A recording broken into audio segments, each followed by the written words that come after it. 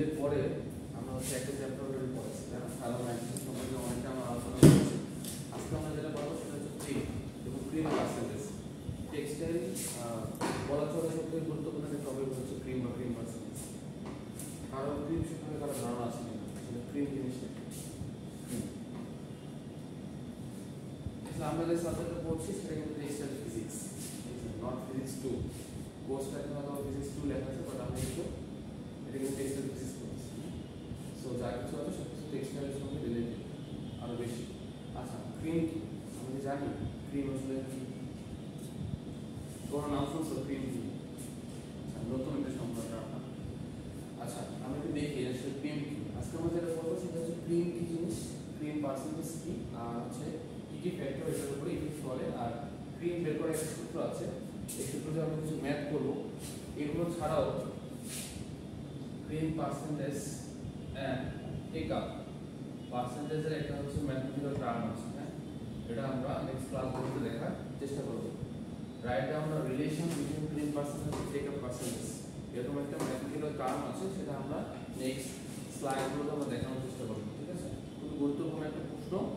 Right down the relation between cream percentage and take up percentage, মানে এটার মধ্যে একটা ম্যাথমেটিক্যাল টার্ম আছে, সেই টার্মগুলো আমরা দেখার চেষ্টা করব। এখন আসেন আমরা ক্রিম কি এটা দেখেন। ক্রিম কি প্রথমে বলা হচ্ছে ডিউ টু ইন্টারলেসমেন্ট। ইন্টারলেসমেন্ট মানে কি?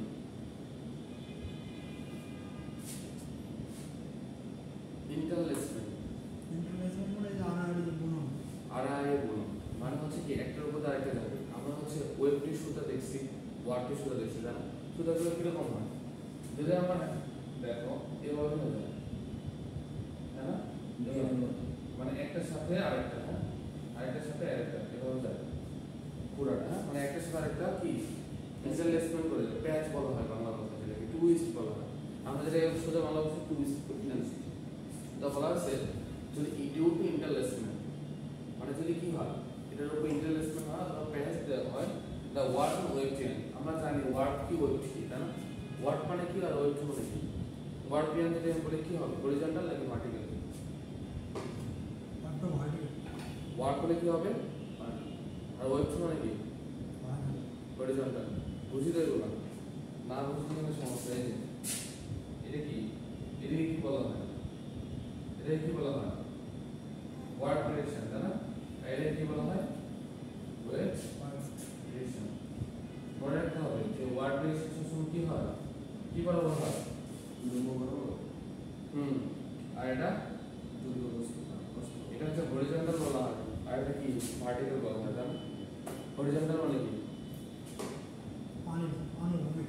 আনুভূমিক বলা হয়, আর ভার্টিক্যাল মানে হচ্ছে উল্লম্ব বরাবর, লম্ব বরাবর যেটা, ঠিক আছে? ওয়ার্ড প্ল্যান, এটা হচ্ছে ওয়ার্ড ডিরেকশন। এগুলো হচ্ছে মনে রাখতে হবে। ওয়ার্ড ডিরেকশন কোনটা তাহলে? ভার্টিক্যাল বরাবর, আর হচ্ছে ওয়েব ডিরেকশন হচ্ছে হরিজন্টাল বরাবর। তাহলে যেটা বলা হচ্ছে ক্রিমের ক্ষেত্রে কি বলা আছে, যখন একটা ইন্টারলেসমেন্ট হয় ওয়ার্ড আর ওয়েব চেনের মধ্যে, তখন কি হয় certain amount of wave. Wave মানে কি আমরা জানি, আমরা তো সবাই সমুদ্র সাগরে যায় ঢেউ খেলে, তাই না? ওয়েভ মানে কি? ওয়েভ মানে হচ্ছে তরঙ্গ বা ঢেউ বলা হয়, তাই না? ওয়েভিনেস, অর্থাৎ একটা সার্টেন অ্যামাউন্ট অফ ওয়েভিনেস তৈরি হয়। মানে আমরা যখন সুতা কি হয়, সুতা পাস হয় না, এভাবে পাস হয়, এভাবে পাস হয়, আবার এভাবে পাস হয়, হ্যাঁ, এর পাস হতে হতে কি হয় একটা সময় ঢেউয়ের সৃষ্টি হয়, হ্যাঁ, কি হয় এরকম সার্টেন অ্যামাউন্ট অফ ঢেউয়ের সৃষ্টি হয়। সেটাকে বলা হচ্ছে impart to the wave chain, this waviness is called crimp. অর্থাৎ যখন হচ্ছে ইন্টারলেসমেন্ট ঘটে, ইন্টারলেসমেন্ট যখন ঘটে তখন একটা সময় পরে দেখা যাবে এই ওয়ার্ড আর ওয়েভটি ইয়ানের মধ্য দিয়ে ঢেউয়ের সৃষ্টি হয়, সোজা তরঙ্গের মতো সৃষ্টি হবে। সেটা যদি হয় সেটাকে আমরা কি বলি? ক্রিম। ক্রিম বুঝা গেছে? মানে কি বলা হয়, ওয়ার্ড আর ওয়েভটি ইয়ানের মধ্যে কি হয় ইন্টারলেসমেন্ট। যখন ইন্টারলেসমেন্ট হবে একটা সময় পরে দেখা যাবে এই ওয়ার্ড আর ওয়েভটি ইয়ানের মধ্যে একটা ঢেউয়ের সৃষ্টি। যদি এই ধরনের ঢেউয়ের সৃষ্টি হয় সেটাকে কি বলা হয়? ক্রিম বলা হয়। ক্লিয়ার? এটা তো কিন্তু মাস্ট বি হবেই, মাস্ট, এটা তো হবেই হবে। কারণ আমরা যদি তোমরা দড়ি দেখছো না, কম আর বেশি হবে। দড়ি দেখছো, দড়িগুলো কিরকম হয়? প্যাকশনও কিন্তু হ্যাঁ দেখবা ঢেউয়ের মতো ঢেউ হয়, কিন্তু তুমি খেয়াল করছো। ইভেন ওই যে বড় বড় রশ্মিগুলো দেখছো, ওই যে এই যে মাঝে মাঝে দেখবা জাহাজের মধ্যে আছে মোটা মোটা দড়ি, ওগুলো খেয়াল করলে দেখবো যে কি ঢেউটা বড়। ঢেউটা অনেক বড়, খেয়াল করে দেখবা ওরকমই টাইপের থাকবে। এই ধরনের টেক্সটাইল অবস্থাকে কি বলা হয়? ক্রিম বলা হয়। ঠিক আছে, পরীক্ষাতে আসে ডিফাইন ক্রিম করা যাবে। আচ্ছা, এখন আসো ক্রিম পার্সেন্টেজ। পার্সেন্টেজ বলতে আমরা বুঝি যেটাকে আমরা সবসময় 100% দিয়ে আমরা কি করি, মেজার করি, সেটাকে কি বলা হয়? Cream percentage. এখন দেখো ক্রিম পার্সেন্টেজ কাকে বলে, এটা আমরা একটু দেখি। The main difference the state fate মানে তো আমরা জানি না, স্ট্রাইট এন্ড ফেট মানে তো আমরা জানি। ফেট মানে কি? হুমকি ফেট মানে কি? হুমকি দেয় কি দেওয়া? হুমকি দেওয়া মুক্তি দেওয়া, হুমকি দেওয়া হুমকি দেওয়া। এই এটা হচ্ছে combination of multiple yarn. right. Textile ভাষা the combination of multiple yarn is called thread. এই থ্রেড বলতে আমরা মানুষের থ্রেড দেই এটা না। আমি গত ক্লাসে তোমাদের বলেছিলাম যে ইয়ার্ন আর থ্রেড এই দুটোর মধ্যে বেসিক পার্থক্য আছে। ইয়ার্ন আর থ্রেড, তোমরা যদি টেক্সটাইল পড়ো এই টার্মগুলো তোমাদের কিন্তু কি টেক্সটাইলের ভাষায় চিন্তা করাটা দরকার, ঠিক আছে? ইয়ার্ন মানে কি? ইয়ার্ন মানে হচ্ছে single ply, single ply of fibre. Thread মানে হচ্ছে মাল্টিপল প্লাই। ইয়ার্নটা ব্যবহার করা হয় কিসের জন্য? ফেব্রিক তৈরি করার জন্য। আর থ্রেড ব্যবহার করা হয় কাপড় সেলাই করতে, সুইং থ্রেড বলা হয়। এগুলো কি বলা হয়? Swing thread. তাহলে কি ইয়ার্ন আর থ্রেডের মধ্যে বেসিক দুটো পার্থক্য আছে কি? ইয়ার্ন হচ্ছে সিঙ্গেল প্লাই, থ্রেড হচ্ছে মাল্টিপল প্লাই। প্লাই মানে কি? এটা জানা দরকার না। প্লাই কি? বারবার বলছে প্লাই। প্লাই কি? প্লাই মানে হচ্ছে পয়েন্ট অফ মানে প্যাচ দিবা বা টুলস করা হয়। যেমন এরকম বলি, এটা কি বলে 60/2 কাউন্ট, 60/2 কাউন্ট বলা হয়, তাই না? বাট এই টুটা কি? এই টুটা হচ্ছে number of ply. Number of ply. এটা হচ্ছে প্লাই। এই প্লাই মানে হচ্ছে এই সুতার মধ্যে দুইটা প্যাচ দেওয়া আছে। কয়টা প্যাচ? দুইটা। 60/3 60/3 মানে তিনটা প্লাই। 3 প্লাই। প্লাই বললে বুঝবা তিনটা প্যাচ, টুইস্ট। ঠিক আছে, মনে থাকবে। কেউ যদি জিজ্ঞাসা করে এটা মানে কি, ধরো প্লাই। প্লাই মানে হচ্ছে টুইস্ট দেওয়া, প্যাচ দেওয়া। দুইটা টুইস্ট, তিনটা টুইস্ট। এরকম ধরো 60/4, তাহলে কয়টা? চারটা। করা যাবে না, এভাবে চলতে থাকে। 60/5 পাঁচটা টুইস্ট দেওয়া আছে। এগুলোকে বলা হয় গার্মেন্টস প্লাই। প্রোডাক্টের ভাষায় বলা হয় প্লাই। কি বলা হয়? প্লাই। প্লাই বলা হয়। ক্লিয়ার? এখন মনে থাকবে এগুলো। তাহলে কি বলা হয়েছে দেখো, যেটা বললাম যে the main difference between the straight thread length, একটা স্ট্রেট থ্রেড লেন্থ থাকবে, আর একটা কি বলবো, the distance between the end of the thread. মানে একটা থ্রেডের স্ট্রেট লেন্থ, হ্যাঁ, একটা থ্রেড আছে, ধরো এই থ্রেডের সুতা, আমরা সুতা ধরো, এই সুতা ধরো, এই সুতার কি স্ট্রেট লেন্থ, বুঝছো? লম্বা লম্বি করলে মানে ক্রিম আমরা কিভাবে বের করবো? ধরো একটা সুতা বের করবো, সুতার বের করে লম্বা করবো, স্ট্রেট করবা, করে স্কেলে দেবো কতটুকু লেন্থ হবে, সেটাকে বলা হয় স্ট্রেট লেন্থ অফ ফাইবার। ঠিক আছে, সেখানে বলা আছে the main difference between the straight thread length and the distance between the end of the thread while in cloth expresses 10%. End of the key thread মানে কি বোঝানো হয়েছে? এন্ড অফ দ্য থ্রেড বলতে বোঝায় দিছে যে কি বলো তো? Distance between the ends of the thread. এটা দ্বারা মাঝখানে তো দুটো এন্ড মানে একটা সুতার কতটুকু ডিসটেন্স আছে, একটা স্ট্রেট বরাবর নিবা একটা সুতা, আর আরেকটা বলছে একটা এন্ড, ওই সুতা থেকে শুরু করে লাস্ট পর্যন্ত কতটুকু ডিসটেন্স, সেটাকে বলা হয় ক্রিম পার্সেন্টেজ। ক্লিয়ার? এখানে দুইটা মনে হচ্ছে একই মিন করতেছে না? কোথায়? স্ট্রেট এন্ড থ্রেড লেন্থ আর হচ্ছে এন্ড অফ দি থ্রেড। না, স্ট্রেট লেন্থ বলতে একটা সুতা ধরে লম্বা করতে হবে, লম্বা করে ওটা আমার মনে হয় পরে এটা বুঝাইছে যে এন্ডস অফ থ্রেড। এন্ড, এটা সম্ভবত বুঝাইছে যে আমাদের ওই ক্লিপ অবস্থায় যে থ্রেডটা আছে ওইটার হচ্ছে দুইটা এন্ডের হচ্ছে আমাদের দেখেন ওটাতে আসতেছি। এটা একটু বের করে সূত্র আমি যা বলছি, c ইকুয়াল কি বলছি, l minus p by p, না এটাতে আমরা ক্রিম পার্সেন্টেজ বের করতে পারবো। এখানে c মানে কি? ক্রিম। l মানে হচ্ছে আনক্রিম লেন্থ, আনক্রিম লেন্থ, আনক্রিম লেন্থ, ঠিক আছে, আনক্রিম লেন্থ। আর p মানে হচ্ছে ক্রিম লেন্থ। যেটা এই জিনিসটা কথা বলা আছে, খুব সহজে বোঝা যাবে। c equal to l minus p by p। l মানে হচ্ছে আনক্রিম লেন্থ, মানে স্ট্রেট এন্ড লেন্থ, স্ট্রেট যে length, straight of the length. আর হচ্ছে l মানে হচ্ছে আনক্রিম লেন্থ, আর p মানে হচ্ছে ক্রিম লেন্থ। ক্রিম লেন্থ কতটুকু ক্রিম হয়েছে সেটা হচ্ছে মানে ক্রিম হওয়ার পর তো লেন্থ অবশ্যই কমে যাবে, কমে যায়, সবসময় ডিফারেন্সটা ডিফারেন্স আছে সেটাই। এটা কিন্তু খুবই গুরুত্বপূর্ণ একটা জিনিস, হ্যাঁ, ক্লিন, ঠিক আছে। আমরা যখন ম্যাথ করবো আরো বিষয়গুলো ক্লিয়ার হবে, ঠিক আছে। এখন আসো এটাতে যদি সমস্যা না থাকে, আমাদের গুরুত্বপূর্ণ আমরা যে জিনিস করবো সেটা হচ্ছে কি কি ফ্যাক্টর আছে, যে ফ্যাক্টরগুলো ক্রিমের উপরে ইফেক্ট করে। কি কি ফ্যাক্টর? নাম্বার 1 যেটা, সেটা হচ্ছে রেজিস্ট্যান্স অফ অ্যাব্রেশন। অ্যাব্রেশন মানে কি? ঘর্ষণ। আমরা হচ্ছে ফ্রিকশন করছিলাম, মনে আছে? ফ্রিকশন করছিলাম, মনে আছে? ফ্রিকশন ভালো নাকি খারাপ? ফ্রিকশন ভালো আছে, ভালো ফ্রিকশন সুবিধা অসুবিধা দুটোই আছে। তাই কি ভালো নাকি খারাপ ফ্রিকশনটা? ভালো ফ্রিকশন তো ফ্যাব্রিকের জন্য অবশ্যই ভালো। ফ্রিকশনটা কি? ফ্রিকশন অ্যাকশন বিটুইন টু আমরা বলছিলাম যে ফ্রিকশন হওয়ার জন্য শর্ত আছে। কি শর্ত? দুইটা দুইটা একটা এগেইনস্টে কাজ করে, তাই না? সেটা বলছিলাম। এখন বলো তো, ফ্রিকশনটা টেক্সটাইলের জন্য উপকারী নাকি ক্ষতিকর? এটা উপকারী অবশ্যই। উপকারী। কি কি করে ফ্রিকশনের ফলে কি হয় বলো তো? ফ্রিকশন না থাকলে এই যে আমাদের ফ্যাব্রিক যেগুলো আমরা পরিধান করে আসি, এগুলো আমাদের মানে হিউম্যান যে আপনার স্কিন সারফেসের সাথে আমাদের ফ্যাব্রিক সারফেসের একটা ফ্রিকশনের কারণে এই পোশাকটা আমাদের বডির সাথে ফিট করে আসে। যদি ফ্রিকশন না থাকতো তাহলে এটা হচ্ছে পরে চলাফেরা করাইতে মুশকিল হবে। আরেকটা কি এই ফ্রিকশন বলে আরেকটা আর গুরুত্বপূর্ণ ফ্রিকশনের কারণে হচ্ছে ফ্যাব্রিকের স্ট্রেংথ বাড়তেছে, বা ইয়ার্নের মধ্যে ফাইবারের স্ট্রেংথ বাড়তেছে, বা ইয়ার্ন মাল্টিপল থ্রেডের মধ্যে মাল্টিপল প্লাই থাকে। আর ফ্রিকশনের ফলে ডিসঅ্যাডভান্টেজ কি হতে পারে? ফ্রিকশনের ফলে ফ্রিকশনের ফলে কি হয়? ডিসঅ্যাডভান্টেজ হইতে পারে যে ওই বিভিন্ন মানে গিয়ারের মধ্যে বা মেশিনারিজের মধ্যে যে কন্টিনিউয়াস চলার ফলে নষ্ট হয়ে যাচ্ছে। ঘর্ষণের নেক্সট কারণে ফর্মেশন হয়। ইয়ারে কি হয়? পারে। ইয়ারে কি হয়? কি ফর্মেশন হয়? Next formation. নেক্সট মানে কি বলছিলাম? ইয়ারনেস তৈরি হতে পারে। ইয়ারনেস তৈরি হয়। কি বলছিলাম? তারপরে ইয়ার্ন বা থ্রেড ছিঁড়ে যেতে পারে, ছেড়ে যেতে পারে। এগুলো বলছিলাম মনে আছে? ড্যামেজ হতে পারে, এই বলেন। তারপরে বার্নিং হতে পারে। ফ্রিকশনের ফলে ডিসঅ্যাডভান্টেজ কি হয়?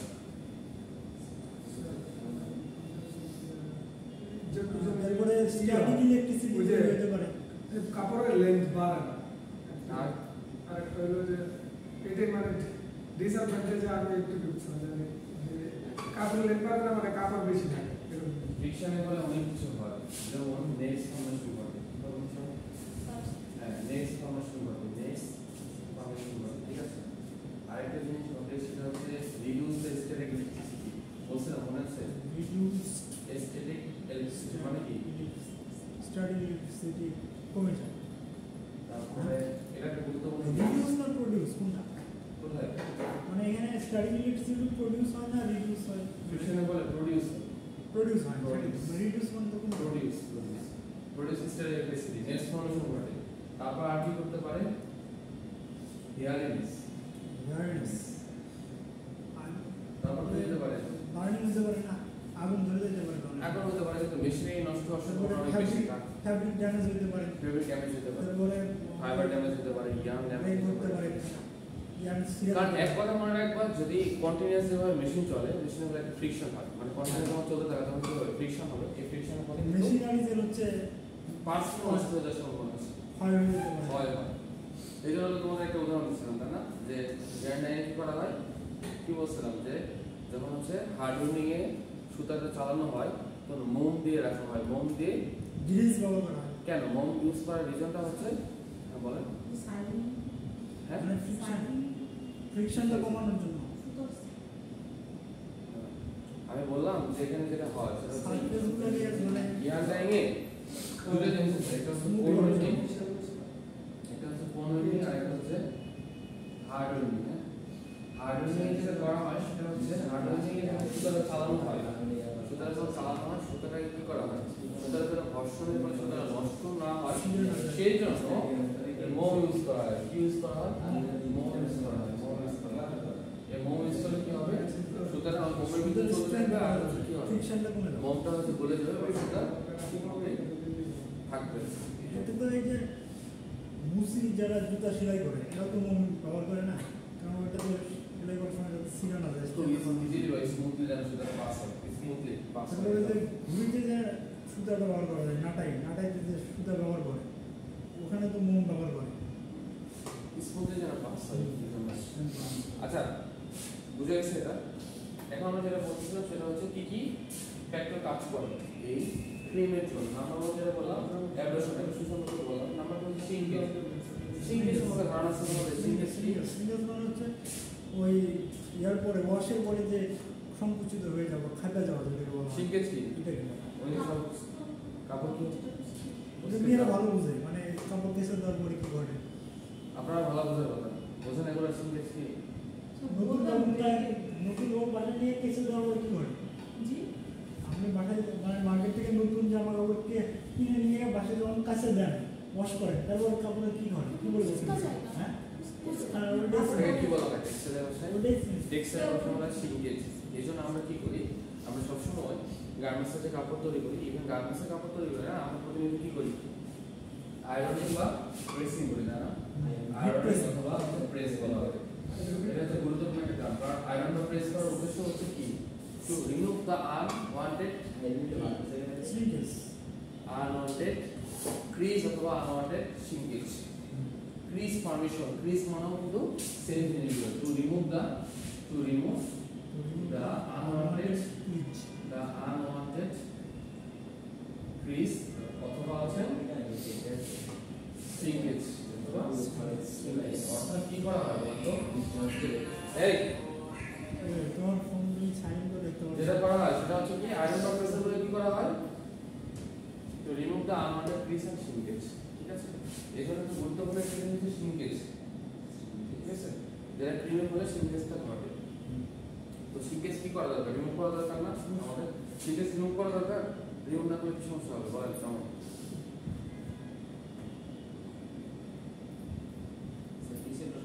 কি সমস্যা হবে বলেন? ক্লাসে বি সিরিয়াস। টিচার যখন ক্লাস নেই অবশ্যই ক্লাসে মনোযোগী হতে হবে। ঠিক আছে, ক্লাস নিতে যখন কষ্ট হয়, বক করতে অনেক কষ্ট হয় সবার, এত ইজি না। সামনে এসে কথা বলবো। যেটা বললাম সেটা হচ্ছে আয়রন বা প্রেসিং এর কথা কি বললাম, to remove the unwanted crease. Crease মানে হচ্ছে কাপড়ে ভাঁজ করা। আমরা হচ্ছে কি করি, কাপড় যখন হচ্ছে কি কেচে দেই, পরিষ্কার করি, তারপর কি হয়, কাপড়ে ক্রিজ পড়ে, ভাঁজ পড়ে। ওই কাপড় আমরা পরি, পরে গেলে কি হবে, বিয়ে হবে তোমার। ধরো তোমার বিয়ের দিন, কি কইছে স্যার? ধরো তোমার বিয়ের দিন, ঠিক আছে, তুমি নতুন পাঞ্জাবি কিনে আনছো, শেরওয়ানি কিনে আনছো, তুমি ওটা পরিষ্কার করার জন্য দিচ্ছ। বাস পরে না, বাস হচ্ছে ধরো তুমি পাঞ্জাবি পরে যাবো, ধরো তুমি শেরওয়ানি পরে না, তুমি পাঞ্জাবি পরে যাবা। ধরো পাঞ্জাবিটা হচ্ছে কি করছো, নতুন কাপড় আসলে তুমি মার্কেট থেকে নিয়ে আসছো, তুমি কাছে দিচ্ছো, পরিষ্কার করছো। এখন পরিষ্কার করার পরে দেখা গেলো যে কাপড়ের উপর অনেক ঘাস পড়ছে। তুমি এই কাপড় পরে তুমি বিয়ে করতে গেলো, তোমার বিয়ে হবে? বিয়ে হবে স্যার, কিন্তু সমালোচনা করো। বিয়ে না হওয়ার সম্ভাবনা অনেক বেশি। তখন বলবে যে এসব পাঞ্জাবির ভাঁজটা তখন বলবে যে জামাই কাপড় পরে এসেছে যে পাঞ্জাবিটা ভাঁজ করে আসছে। হ্যাঁ, জাজ করতে হবে। তখন পাঞ্জাবি থেকে জাজ করবে যে না, যদি এই হচ্ছে সমালোচনা করে তাহলে কাপড় এখন চোপড়ের দেখে যে বিষয়। পাঞ্জাবির ভাঁজের চেয়ে টাকার ভাঁজ মোটা কিনা। টাকার ভাঁজ ঠিক আছে, বাট হচ্ছে মানুষের পোশাক আশাক একটা গুরুত্বপূর্ণ বিষয়। মানুষের কিন্তু তুমি পোশাক আশাক পরে কিন্তু তুমি ইন্টারভিউতে হচ্ছে সমস্যা হবে, বিয়েতে সমস্যা হবে, ইন্টারভিউতে সমস্যা হবে। কারণ হচ্ছে কি, যে কোনো অকেশন বলো, কারণ আমি যখন একটা ড্রেস পরে যাবো, বেশি কোচকানো হয় তখন তো ঝামেলা। যেমন আমি নিজে যখন একটা কাপড় পরতে যাই, কোচকানো হলে আমি জীবন করবো, যত সুন্দরী হোক, দেখা গেলো টি শার্ট পরে যাবো, কিন্তু আমি শার্ট করবো না। এটা সবার জন্য সেম। সো এই জন্য যেটা এত কথা বলার উদ্দেশ্য হচ্ছে, গার্মেন্টসে যখন আমরা হচ্ছে কাপড় তৈরি করি, হ্যাঁ, কাপড়ে তো অনেকগুলো সেকশন আছে। যেমন কাপড় কাটিং করা হয়, সুইং করা হয়, ক্যাট সেকশনে ডিজাইন করা হয়, সেই অনুযায়ী কাটা হয়, অনেকগুলো প্রসেস আছে। কিন্তু আমরা যখন ডেলিভারি দেবো, ডেলিভারি দেওয়ার আগে যে জিনিসটা করা হয় সেটা হলো আয়রনিং অথবা প্রেস। মানে কাপড়টা আয়রন করা হয়, প্রেস করে দিয়ে নিচে কি করা হয়, প্যাকিং করা হয়, প্যাকিং করে ডেলিভারি করা হয়। ঠিক আছে, সো গুরুত্বপূর্ণ একটা জিনিস হচ্ছে আয়রনিং অথবা প্রেসিং। যখন তোমরা অ্যাপারেন্ট করবা আরো ভালোভাবে জানতে হবে। সো সিঙ্কেজটা আমাদের কি করা দরকার, কন্ট্রোল করা দরকার, তাই না, রিমুভ করা দরকার। তো সিঙ্কেজ আমাদের জন্য ভালো না। সো কি হয়, ক্রিমের ফলে এগুলো হচ্ছে ঘটে আর কি। তারপর একটা ফল্ট ইন ফেব্রিক। ফেব্রিকে অনেক ধরনের ফল্ট আছে, না আমি তোমাদের বলছিলাম কি কি ফল্ট হতে পারে একটা ফেব্রিকের। আমরা যখন নিটিং এর কাপড় তৈরি করি, কাপড়ে অনেক ফল্ট থাকতে পারে। কি কি ধরনের ফল্ট হতে পারে? ধরেন আপনি একটা কাপড় কিনতে গেলেন, কাপড় কিনতে যাওয়ার পরে দেখলেন যে কাপড়ের মধ্যে অনেক ধরনের ডিফেক্ট থাকে। ধরেন আপনি একটা কাপড় কিনতে গেছেন, প্রথমে কি দেখেন কাপড়ে? সফট সফটনেস, আচ্ছা একটা গেল।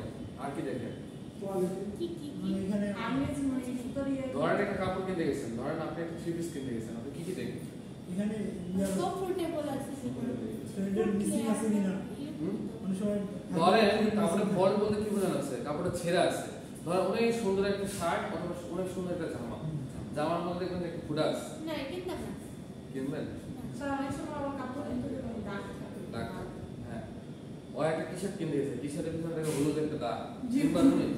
তুমি মনে করো জার্সি পরো, তুমি তো বার্সেলোনার ফ্যান মনে হয়, মেসির ফ্যান, তখন তো ধরো তুমি মেসির একটা জার্সি কিনতে গেছো, জার্সি কিনতে যাওয়ার পরে তুমি দেখতেছো যে জার্সি অনেক সুন্দর, মার্কেটে এক পিসে আছে, তুমি ওটা নিবা, তাহলে এক জায়গায় হচ্ছে ফুটা, তুমি নিবা? নিবা না কিন্তু আমার ভক্ত নিন না, নিবে না, কখনোই কেউ নিবে না। নিত না মানুষের হচ্ছে সাইকোলজি এমন, ধরো কোনো একটা জিনিস সুন্দর জিনিস, বাট ওটা যদি ডিফেক্ট থাকে তুমি নিবা না। মানে মার্কেটে না পাওয়া গেলে তখন মার্কেটে যত না তুমি নিবা না, তোমার মনে মনে খুঁজে খুঁজে রাখবে যে টাকা দিয়ে খারাপ জিনিস কিনে তো যেহেতু কমে যায়। তো ফেব্রিকে অনেক ধরনের ফল্ট আছে, যেমন ছিদ্র থাকতে পারে, তাই না? যেমন ক্রিস মার্ক হতে পারে, ওয়েল মার্ক হতে পারে। ওয়েল মার্ক বলতে বোঝানো হয় কাপড়টা যখন তৈরি করা হয় কি হয়, সার্কুলার মেকিং মেশিনের নাম শুনছেন? সার্কুলার মেকিং মেশিন অনেক বড় একটা মেশিন, তো মেশিনে কাপড় তৈরি করা হয়, মেশিনে যখন কাপড় তৈরি করা হয় তো মেশিনটা চলতে থাকে কন্টিনিউয়াসলি, তো ওখানে কি ব্যবহার করা হয়? মার্কার, ওয়েল ব্যবহার করা হয়, গ্রিজ ব্যবহার করা হয়, তাই না? এগুলো যখন ব্যবহার করা হয় তখন হচ্ছে কাপড়ের সাথে লেগে যেতে পারে, তো কাপড় যখন লেগে যখন যায়, ওটা যখন কাপড় তৈরি করা হয় তখন ওয়েল মার্ক থাকে, গ্রিজ মার্ক থাকে, তখন আমরা কাপড় কিনবো, কাপড় কিন্তু কিনবো না। ওটা তো পরে এরকম হয় না তাও ঠিক আছে, যেমন কি হয় এটা ফল্ট ধরা পড়ে কখন, যখন হচ্ছে নিজে গিয়ে এটা আবার স্কাউরিং মিসিং করা আছে এই জন্য তো ঝামেলা হয়। ধরেন একটা ফুটা আছে, কাপড় মানে একটা ফুটা আছে, এই ফুটা কি ওরকম থাকে মিটিং এর সময়? এখন কি হয়, এই যখন আমি ফুটাটা থাকলো, কাপড় আমি চেক করি, কাপড় কি করা হয়? চেক করা হয় না, ইন্সপেকশন ইনস্পেকশন করা হয়, মানে চেক করা হয়।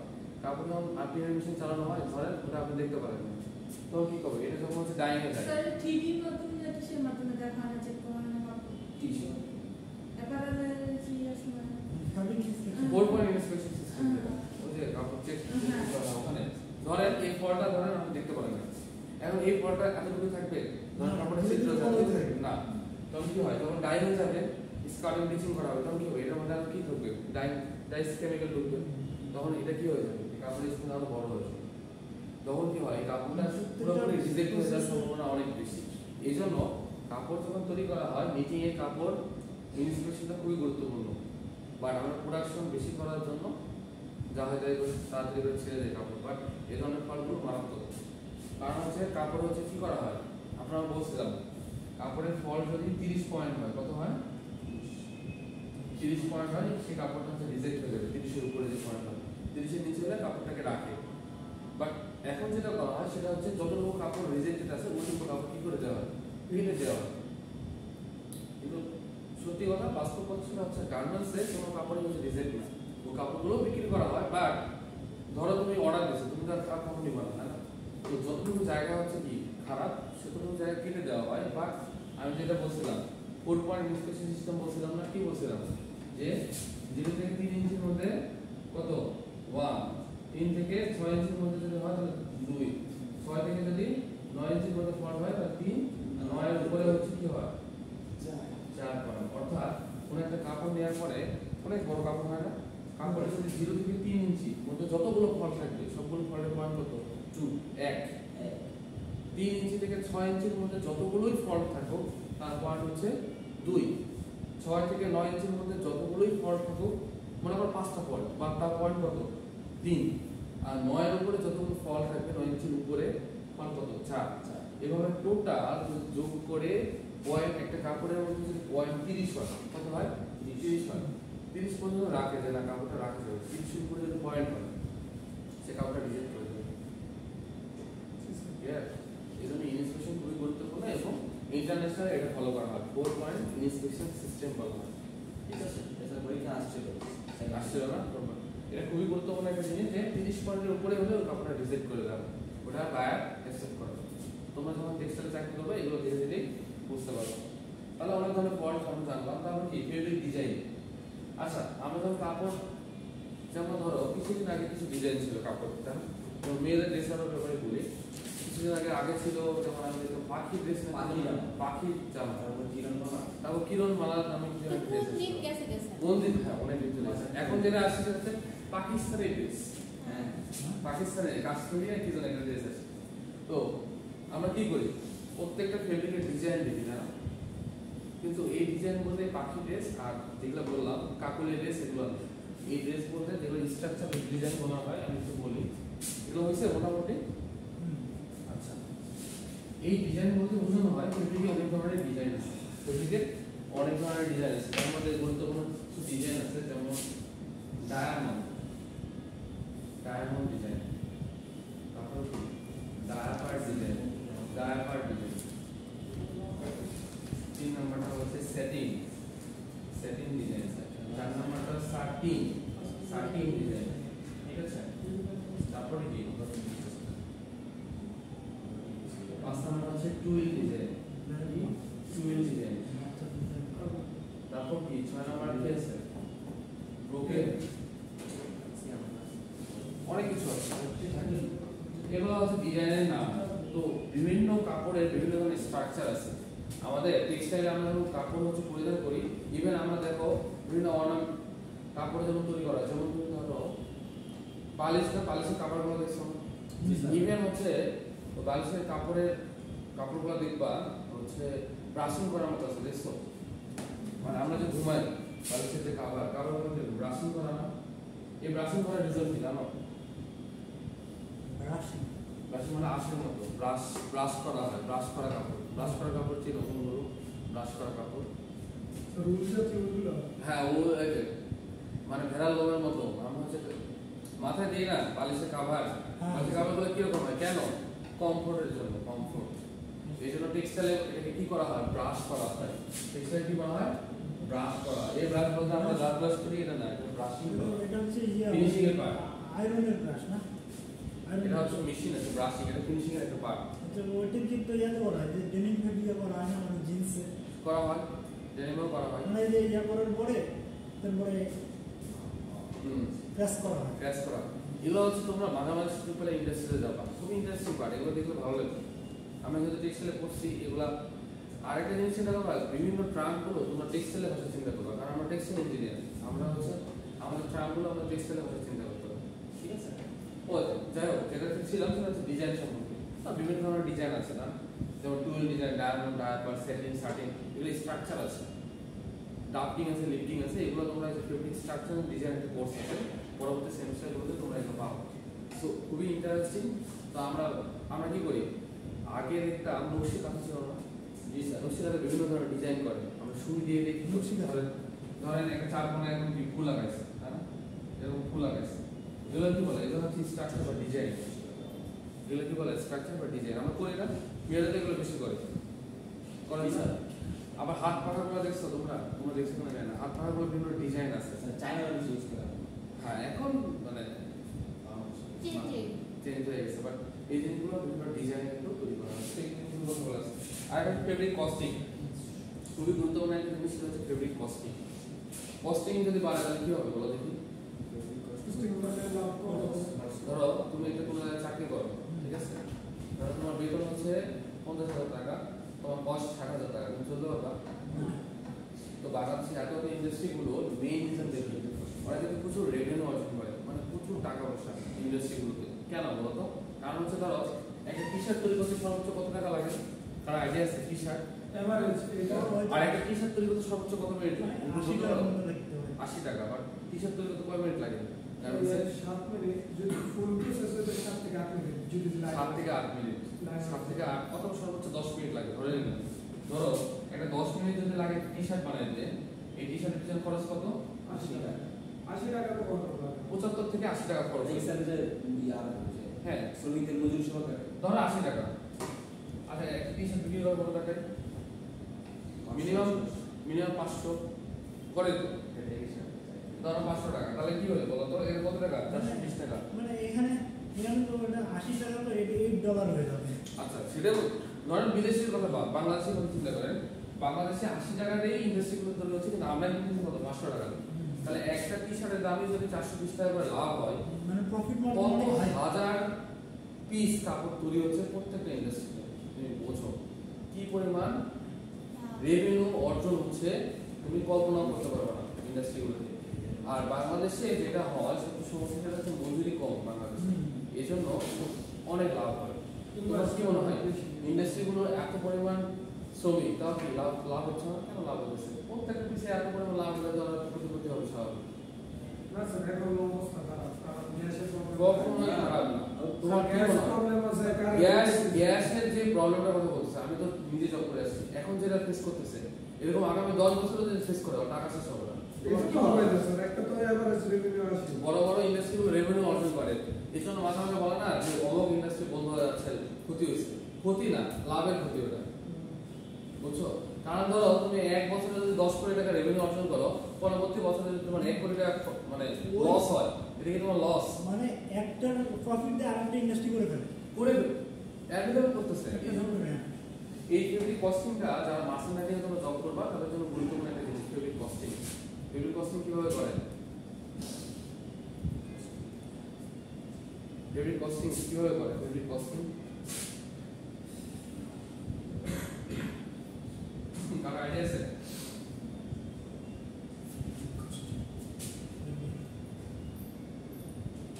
ফেব্রিক কস্টিং কিভাবে করে বলো? জানি না। কস্টিং স্যার অনেক কিছু ই করে মেজারমেন্টস আছে স্যার। মানে গজ হিসেবে কস্টিং হিসাব করে স্যার ফিটারমেন্ট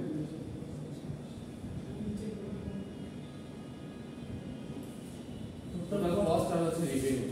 টোটাল কস্ট আর রেভিনিউ মিলে হয় হচ্ছে ফেব্রিক কস্টিং। অর্থাৎ যেটা হয় যে একটা কাপড় তৈরি করতে তোমার কতটুকু খরচ হবে, টোটাল যে কস্ট, আর এখান থেকে তুমি কতটুকু রেভিনিউ পাবো, এটাকে ফেব্রিক কস্টিং বলা হয়।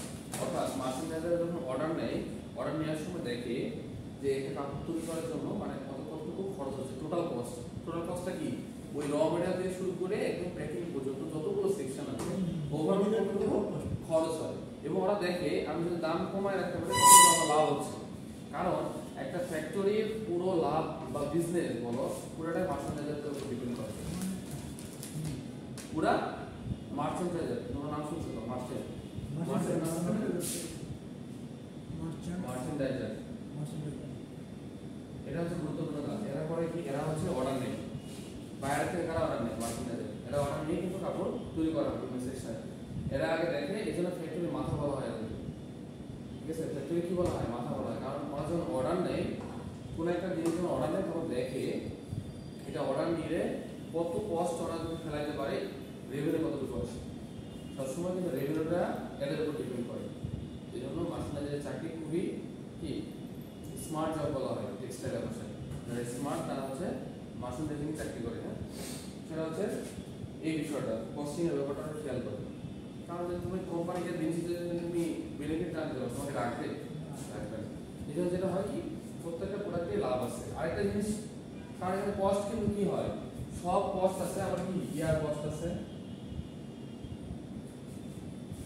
তারপর কি এয়ার কস্ট বা শিপিং কস্ট। শিপিং কস্ট বলতে কোনগুলো বোঝানো হয়? বিমানও নিয়ে যেতে পারে, জাহাজে করে শিপ কস্ট আছে না, এই কস্টগুলো করে বিয়ার করে কি তুমি বাইরে বের করে না, মানে ফ্যাক্টরি বের করে ফ্যাক্টরি বের করে। তার মানে এটাও অ্যাড করতে হবে। কিছু টার্ম আছে যেমন বিল অফ লেডিং, লেডিং, এগুলো হচ্ছে আরো অনেকগুলো টার্ম আছে, এগুলো তোমরা বুঝবে না। এটা হচ্ছে ওয়ান কাইন্ড অফ এগ্রিমেন্ট বলা হয়। যেমন কি করা হয়, এই অর্ডারটা কিভাবে হয় এটা হচ্ছে জানা দরকার। এই অর্ডারটা যেভাবে হয় সেটা হচ্ছে ব্যাংকের মাধ্যমে। ব্যাংক হচ্ছে আমানত, অর্থাৎ আমি তোমার মালিক, আমি হচ্ছে কোনো ফ্যাক্টরির মালিক, আমি হচ্ছে ধরো বিদেশি কোনো একটা ফ্যাক্টরির সাথে আমি হচ্ছে কি অর্ডার নিচ্ছি যে তাকে আমি 10,000 পিস কাপড় দিব। এখন এলসি না, এলসি বলা হয়, লেটার অফ ক্রেডিট বলা হয় এটাকে, এলসি। ঠিক আছে, এগুলো আছে। সেটা হচ্ছে কি, তাহলে কি করা হয়, ওই ব্যাংকে আমি টাকাটা রাখবো, ব্যাংকে আমাকে টাকাটা দিবে। ব্যাংক হচ্ছে আমার আমানত, আমি প্রোডাক্টটা দিব, টাকাটা আমি ব্যাংকে নিয়ে ব্যাংক হচ্ছে মানে ব্যাংক এখানে বায়ার আর ফ্যাক্টরির মধ্যে একটা মিডল পার্টি হিসেবে কাজ করে। থার্ড পার্টি, বায়ার হচ্ছে থার্ড পার্টি হিসেবে কাজ করে। বুঝা গেছে কি বলছি? যে ধরো আমরা কি করি, আমরা যখন একটা বাজি লাগি, থার্ড পার্টির কাছে টাকা দেই না, যে তোর কাছে 1000 টাকা রাখ, এই বাজেটে যা জিতবে তাকে তুই তাকে দিবি। দিলি, মানে তাকে বিচার মানলাম। বিচার এরকমই করা হয় যে বাংলাদেশের যতগুলো এই যে ব্যাংকগুলো কিভাবে টিকে আছে এগুলোর জন্য যত অর্ডার আসে এলসি করা হয়। এলসি মানে হচ্ছে ব্যাংক হচ্ছে একটা আমানতের জায়গা। ধরো যে অর্ডার দিছে সে ব্যাংকে টাকা দিয়ে রাখবে ওখানে, আর হচ্ছে তুমি চুক্তিবদ্ধ করে আসছো যে এই এত হাজার পিস কাপড় দিয়ে দিবা, যখন তুমি অর্ডারটা শিপমেন্ট করে দিবা সঙ্গে সঙ্গে হ্যান্ড ওভার হবে তোমার টাকা, তার আগে তুমি টাকাটা পাবা না। এই টাকাটা আমার কি হয়, এই টাকাটা কস্ট বাড়ে কখন বাড়ে, মানে তোমাদের বলছিলাম লিড টাইমের কথা বলছিলাম। কি বলছিলাম? লিড টাইম মানে বিদেশে যদি কাপড় চোপড় দিতে থাকো, মানে অর্ডার 90 থেকে 120 দিনের মধ্যে এটা পৌঁছায় যেতে হবে, ঠিক আছে? তো 90 থেকে 120 দিন, আর বাংলাদেশে ছিল হচ্ছে 20 থেকে 60 দিন। ধরো ঢাকা থেকে চিটাগাং দিবা, তোমার কাছে টাইম কত? 60 দিনের মধ্যে সেই কাপড়টা তোমাকে দিতে হবে। দেশের বাইরে দিতে গেলে 90 থেকে 120 দিন, এটাকে কি বলা হয়? লিড টাইম বলা হয়। তো ধরো 120 দিন তুমি ওভার করে ফেলছো, তখন কি হবে? যতদিন তুমি ওভার করবা কস্টিংটা বাড়তে থাকবে, কস্টিং বাড়লে কি হবে? রেভিনিউ কমতে থাকবে। এই জন্য কি করা হয়, যারা মার্চেন্ট ম্যানেজার থাকে তারা তারা দেয় যেন তাড়াতাড়ি ওই নির্দিষ্ট দিনের মধ্যে কাপড়টা তৈরি করে দেওয়া হয়। এটাকে বলা হয় লিড টাইম। এই জন্য পেপিং কস্টিং খুবই গুরুত্বপূর্ণ একটা বিষয়। তাহলে আমার মনে থাকবে যে ক্রিমের জন্য কয়টা প্রপার্টিস ইফেক্ট করে, একটা হচ্ছে কি রেজিস্ট্যান্স অর অ্যাব্রেশন, দুই নম্বরটা হচ্ছে shrinkage, holding fabric, fabric design and fabric costing. Clear? এইটুকুর উপর কোনো কোশ্চেন আছে? যদি না থাকে তাহলে আমরা আগামী দিন আমরা হচ্ছে শুরু করে দেবো। আরেকটা বললাম যেটা আমরা এটা করবো take up percentage and crimp পার্সেন্টেজের মধ্যে একটা ম্যাথমেটিক্যাল টার্ম আছে, ওটা দিয়ে আমরা শুরু করবো। খুবই গুরুত্বপূর্ণ, পরীক্ষার জন্য লাগে। ঠিক আছে? না ক্রিম আমি যখন পড়াই তখন কি করি, ওভারঅল টেক্সটাইল সবই পড়ানোর চেষ্টা করি, মানে যতগুলো টার্ম আছে টার্মগুলো বোঝানোর তোমাদের চেষ্টা করি। এগুলো তোমাদের কাজে লাগবে, খুবই গুরুত্বপূর্ণ একটা জিনিস। যেহেতু টেক্সটাইল ইঞ্জিনিয়ার, তুমি যেখানে যাও না কেন এই জিনিসগুলো তোমার মুখোমুখি হবে, যেন তোমরা কখনো আটকায় না যাও। এই জন্য আমার এই, ঠিক আছে? তাহলে আজকে এই পর্যন্তই, ঠিক আছে?